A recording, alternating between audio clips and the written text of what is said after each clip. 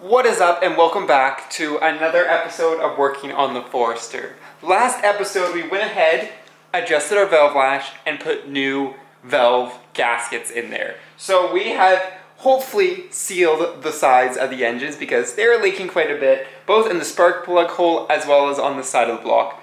But today we're going to be doing probably one of the biggest things that people look for on Subarus is the timing belt. As you guys know, with Subarus, they have a timing belt that is not prone to failure. They're prone to not getting replaced, and then they get fit, and then they fail. The consensus is around 100,000 kilometers or a little less, and with that, usually you change your water pump and a couple other things. Today, we'll be doing that. We'll be changing all the idlers, the water pump, as well as the seal on the driver's cam that is leaking. I have to look at the passenger side. I think we're going to the side, but the driver's side we're definitely changing. So that is what we'll be doing today. We'll be doing a full timing belt service. And if you guys are curious of why the engine already looks like this and it's half pulled apart, as I said, go check out that last video where we pulled kind of the accessory belts off, the harmonic balancer and that kind of stuff, if you're curious of how that happened. Well, over here in the Forester's engine bay, you can see we've already got a lot of stuff removed. We removed everything from the sides that we could, and then we also removed the accessory belts. Those are required for this job because you will be kind of getting in there. We also went ahead and removed that timing belt cover on the last one. It's just removing the screws. It isn't too difficult, so check that video out if you're looking for instructions. I kind of point out where those screws are. But today, we're gonna start with getting the coolant system out. Obviously, we're doing the water pump. Coolant's gonna drain everywhere, so I'm gonna do a coolant flush or coolant change here because while we're at it, we might as well do it. So we're gonna go ahead, drain the radiator, and get the radiator out of here as our first step. And well, since we already have half the car ripped apart, it is not that difficult. The radiator is already loose. We already got everything, the fans removed and everything. So what we're gonna do is we're gonna go down to that corner, and there's a spigot. That's where we're gonna start to drain our coolant as much as we can. And then we're going to obviously start taking off hoses and getting this radiator out of here. So let's go ahead and start dropping the coolant. And there we go, we've got it draining from the spigot. If you've worked on Subarus, you know that the spigot kind of just drains it on the subframe, so make sure you have a big bucket. But we got this draining, we're just gonna go. And if you have a manual, you can go ahead and take the radiator now. If you're not, and you're like me, you have an automatic, you have two cooling lines for your automatic trans. What you're gonna wanna do is I'm gonna clamp each one of these, and then I'm gonna pull them off. Gonna drain a little bit of AT, but I can always replenish it after. Just by clamping off those lines though, then we can go ahead and get this radiator out. And with the radiator out of the way, you can see that we have a lot more space to do our timing belt. There's a couple things I want to get out of the way. Obviously this hose. And then down there we have another hose, the lower radiator hose. And because we're doing the water pump and I'm going to do a thermostat, we're removing that anyway. So I'm going to remove that lower hose, get that out of the way, get this upper hose out of the way, and then it's time to actually go about doing the timing belt. And now with that hose and this hose removed, it's time to go ahead and, well, work on the timing belt. But as I said, I am actually going to be replacing this cam seal because it's leaking. But what we're going to do, because the belt's still on, is we're going to take the opportunity with the belt on to go ahead and loosen off that cam bolt so we can pop off that gear and be able to change that seal. Well, that didn't go to plan. So what we were trying to do is remove this pulley right here on the driver's side, and it refuses. So Subarus are known to have issues with their cam pulleys being a little bit difficult. On the Subaru, I know on the STI it's actually really difficult because of the hex. But for some reason, the single overrated cam does not want to give up the one cam. So what we're kind of doing now is, what I tried a bunch of different things to kind of like hold it in place. I put the breaker bar on the crank and then tried turning it, the belt flexed, and it actually almost skipped teeth, which is scary because you're putting a lot of force on there. 78 foot-pounds, it's way more than 78 foot-pounds now. So what we're gonna do now is change it up a little bit because I can use the old belt in a way to kind of like hold that cam gear a little bit better. So what we're gonna do is we're gonna go ahead and start taking off everything off of the car. But first, what we wanna do is make sure everything's aligned. So we're gonna spin the engine over till we get everything lined up with the teeth. And to do this, we're going to want to line up this guy, and this guy. So there's timing marks on all of it, but I'm actually going to go ahead and remove this little cover here so we can actually see the timing marks. But there is a little white mark. It's kind of hard for you guys to see, but there's a little white mark in front. We want this to line up with the white mark on top. And then on the cam side, you're going to be looking for a little notch in the sprocket. And then this is going to want to line up with this. So we'll turn the engine over and get everything lined up, and theoretically you should have, when one thing lines up, everything should line up. Just like that. So you can see that we have this timed and this aligned. You can see it's going to be hard for you to see. There's a little thing right here that it's lined in, and here, so you got 1, 2, 3 points that are lined up. And then here you just have the one on the gear, or the sprocket, sorry, and then the one on the actual engine block itself. So we now have all 3 of these lined up. It's time to take off the belt. And to do that, all we're going to do is take our 14 and loosen this idler till it comes off. And then with the idler off, you can see that we have a fair amount of slack now. So next we're going to go after the tensioner right here, and it's just this 14 mil. You can take this off. What I would recommend is obviously replace this, but if you don't want, you can actually go ahead and recompress this in a vise. I'm not going to show you how to do that because, as I said, I would just recommend replacing it when you're doing this whole kit because, well, why not? These, especially on all the idlers are getting a little worn out. Like, look at this guy, it's even rusty. So I'm going to go ahead and just replace everything. And with that hydraulic tensioner, your belt just comes off. And with that, it's just removing all our idlers, and then we'll look at removing the water pump next. But before we do that, I wanted to give it one last go to try to remove that guy. Yeah, it's gonna live on the engine until the engine decides to call it a day because, well, I did the classic Subaru use your old belt vice grip to the crank, and I actually broke 2 ratchets, one sheared off at the connection and one sheared the insides off. And I was using the snipe off of my jack and it was not moving. So really the last solution would be to go ahead and just drill that out, but I'm not too picky. It's not dripping on the driveway, it's not dripping out anywhere, it's really just kind of settling inside. So at this point, I'm gonna leave it because it's not worth my time to try to do it. So we're now gonna go ahead and take off the rest of the idlers and get everything ready to go. And with all our idlers off, it's time to go tackle the water pump. The water pump's pretty much the same as everything else. We just gotta undo a bunch of bolts and it will drop out. And with undoing the last couple bolts on the water pump, when it's this way, we'll undo like the last one and your water pump will just straight up fall out. It's held in there not super tightly, so that's great. And then all you gotta do is, I've loosened them off, but I haven't undone them yet, is you want to undo the 2 bolts here and here. I should be able to undo these by my hand.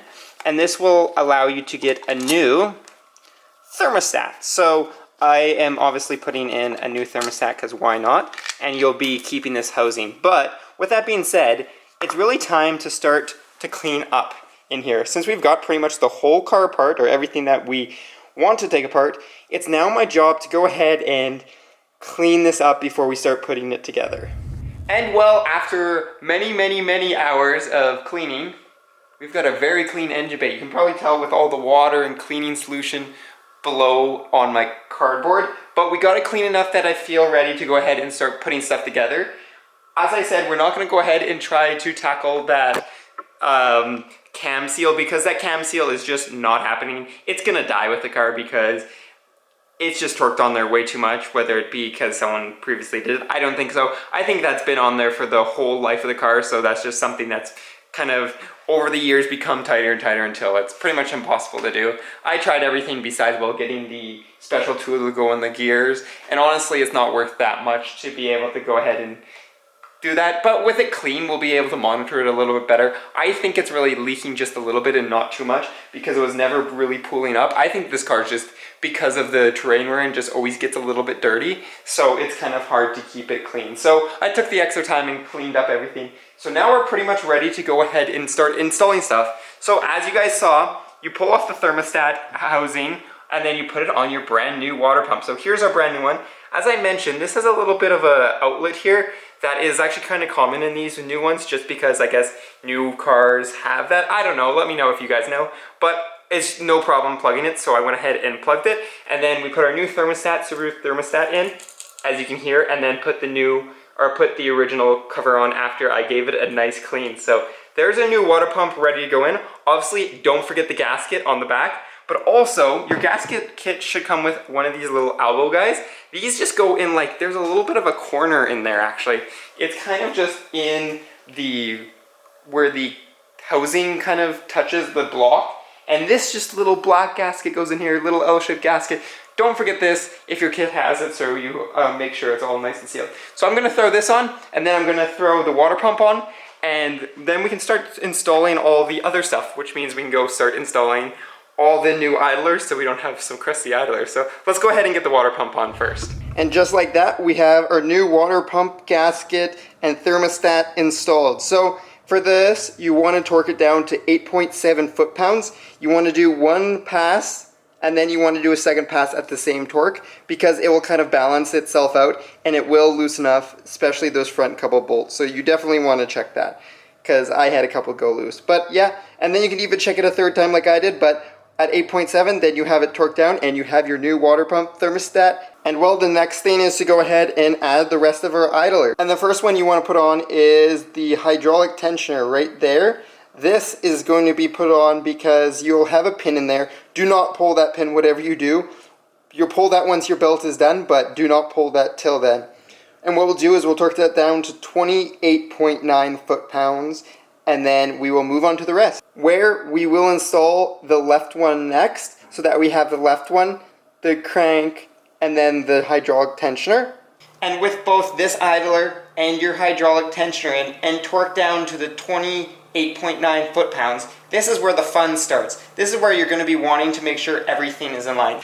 And with our crank aligned, that's where we get to break out the timing belt. So with our new timing belt, we're going to go ahead, we're going to look for 3 yellow or white lines. These are going to be our 3 different positions.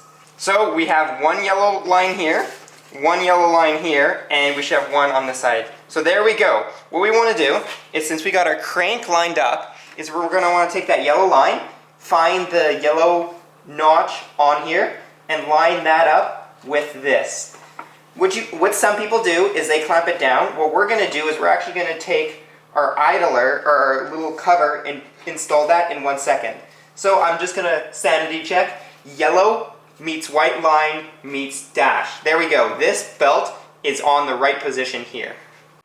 And just to check again, we have our little notch on our crank, we have the yellow line on our belt, and we have the little notch on the back plate as well as the plate on the engine. That means that this belt is timed correctly. So what we're going to do is we're going to put that little cover now on so it won't move. And once you have the belt guide torqued down to the 7.2 foot-pounds, you can even make sure you have a little bit of gap with the feeler gauge, but honestly it's kind of hard to get it to sit right, so I'm going to probably check that after. But then you can go ahead, run your belt under the hydraulic tensioner and then up to the driver's side, making sure that once again you have your belt appropriately, or your cam appropriately lined up with the notch on the top of the plastic cover. It's kind of hard for you guys to see, but what I'm going to do is I'm going to line up this yellow line here with this blue line and this little notch on my cam sprocket here. You want to make sure that it's all in line. Then you're going to go ahead, pull it around, and what I would recommend doing is grabbing yourself a clamp or something to clamp this down right here so that it doesn't move. As you can see, it's not going to move unless I start touching it, but I don't want it to move because these are important lines. Thankfully, on the single overhead cams, if you got all your yellow lines lined up and everything else is lined up on the car, you should be pretty much good to go. So just make sure that everything is lined up where it should be, and you'll have no problems with this. And then with the driver's side clamped down, we're going to go ahead, feed our passenger side through the idler, and then make sure that we can get it to line up. So here it might be a little hard, but again, make sure you're getting the yellow line on your belt to the yellow or notch on your cam. There, that means that everything is once again aligned up. What you're going to have is a lot of slack in the bottom because you're not going to have any idlers there yet, and you're not going to feed it to the water pump. But now that we have this yellow line lined up with the block, our crank still lined up, and then finally our driver's side cam lined up, we know the car is in time. This is the biggest step, honestly. If you have all this, all 3 lined up here, you're good. Just make sure that those don't move, and you'll be good throughout the rest of the process. And speaking about the rest of the process, what we're going to do is we're now going to feed the belt through the water pump and take our cogged idler and go ahead and tighten that up and install it. That will ensure that the belt is being fed through the water pump. And with that torqued down, you have one last one. It's the lower one over there. And now with that bottom tensioner, which if you're wondering is the one with a lip, so the smooth one, other smooth ones here and it doesn't have a lip, that one does have a lip, so make sure you're installing them correctly because I almost didn't. But other than that, we now have everything pretty much ready.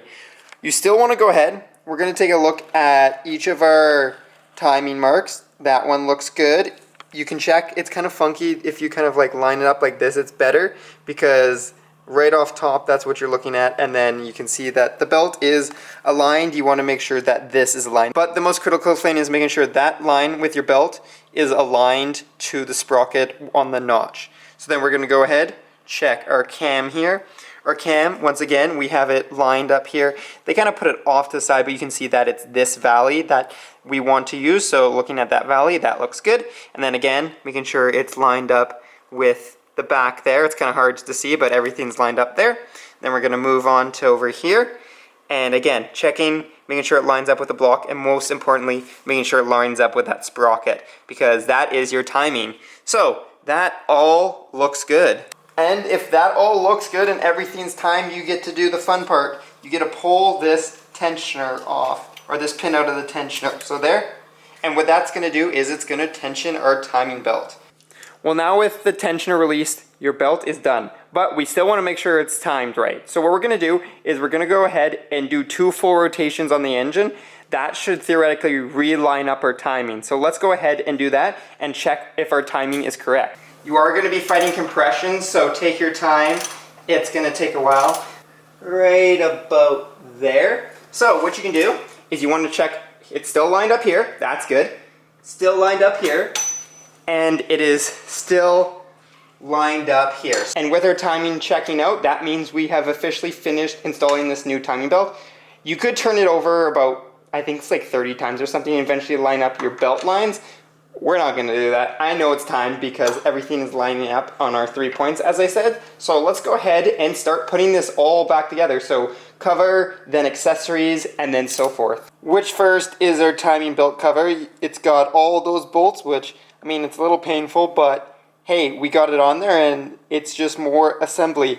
You can torque them down. They are only 3.8 foot-pounds, so just hand tight is good. But yeah, there we got our nice clean, obviously I had to clean it, but our nice clean timing cover. And after that, it's putting on the harmonic balancer and all our accessories. As you guys know, stick a screwdriver back there and you'll be good to go. And with that torque down to 134.2, it's time to go ahead and install all the accessories, which is pretty easy and something we did when we were taking it all off. So just do that in reverse and we're almost done. With the accessories back on and the belts tightened up, it is time, I think, for the cooling system. And with the cooling system comes a radiator first. Don't forget to put those AT hoses in if you have an automatic. So let's go ahead and get this in. And now the rad is in. I took the time to also upgrade the hose clamps from the Subaru ones that are like the wires to some worm gear ones. Let me know what you guys think. I think the worm gear are way better, more serviceable, and they don't fall apart or rust as bad as the Subaru ones, but maybe I'm wrong. So let me know if you guys would replace them or not. And then also I took the time to do a little bit more plumbing of my AT cooler just because I could use a single line instead of using this sketchy coupling. It's not sketchy, it's just more places to fail. So I replaced that with a full single line so that we have less points of failure. And with the cooling system all done, it's really the only thing left is to put back on the intake, the cap on the bell housing, and our battery to turn it over and we can start it. And finally, with the intake in and the battery in, it's just in, I didn't tie it down because I'm gonna actually remove it and go ahead and clean up under there. That's also why the washer tank's missing. We can go ahead and add the coolant.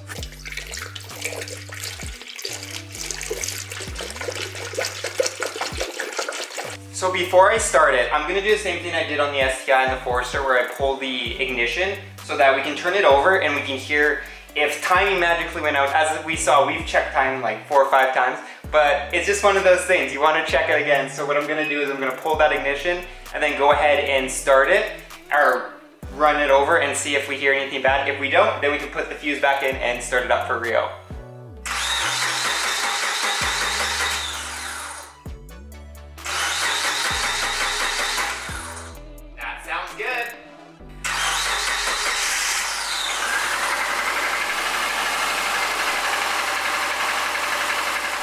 And there we go. We have successfully done the timing belt on my Subaru Forester. This has been a long time coming, and it's something that definitely was a little intimidating for me, but honestly, it wasn't that bad, and I definitely feel confident doing it in a much shorter time frame. This was a long day doing all this because, well, I had to clean so much stuff, and I was just very picky about putting it back together and kind of took my time. But I think you'd probably do it in like 2 hours, no problem. Just with taking everything apart, because everything gets easier as you go. And then obviously as I was fixing lines and stuff, it just took a little bit longer. But I hope this helped you guys that were learning how to do your timing belt. Let me know down below how it went and if you had any issues, because I didn't run into anything besides, well, trying to fix that cam seal. Not happening. If someone was doing that and you got the cam seal, let me know. But that's pretty much it for our maintenance on the Forester. I've got a few little things here and there. But now the next couple of videos is more of the flat floor off-road kind of stuff, where we're preparing to go on some adventures, and as I said, preparing to take the Subaru Forester to the coast, to Vancouver. But that is going to be it for today's video, so I hope you guys enjoyed the little bit of my struggle and a lot of my success. But that's going to be it for today. So as always, peace out and stay humble.